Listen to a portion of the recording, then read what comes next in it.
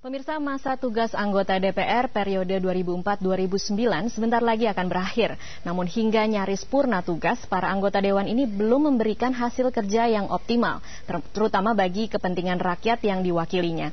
Contoh paling jelas adalah melihat tingkah anggota Dewan saat mengikuti sidang atau rapat di gedung DPR.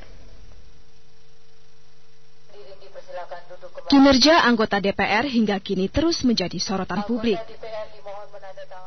Selama hampir 5 tahun masa kerjanya, banyak aktivitas dan tugas dilakukan oleh anggota Dewan. Namun apakah mereka betul-betul bekerja untuk rakyat yang diwakilinya? Contoh paling gamblang adalah melihat tingkah pola anggota saat sidang. Setiap kali sidang, banyak anggota Dewan yang mangkir. Kursi di ruang sidang paripurna ini banyak yang kosong.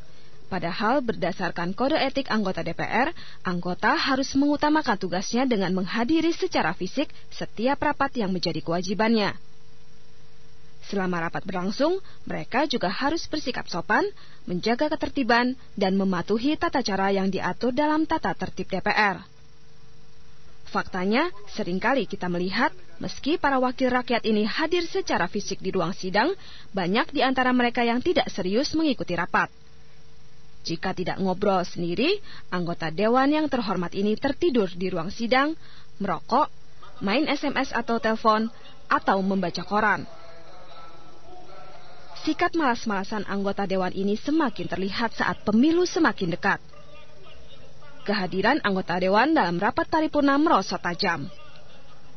Berdasarkan data kehadiran dari 4 sidang paripurna selama Desember 2008, jumlah anggota yang tidak hadir tanpa keterangan meningkat, yaitu dari 33 orang menjadi 97 orang, lalu 93 dan pekan terakhir 118 anggota tidak ikut rapat paripurna. Tidak heran jika kemudian rakyat tidak puas dengan kinerja wakil mereka di badan legislatif ini.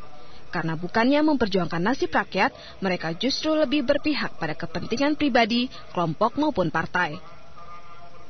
Tidak heran pula jika rakyat semakin apatis terhadap pemilu mendatang dan lebih memilih golput. Tim Liputan, Metro TV.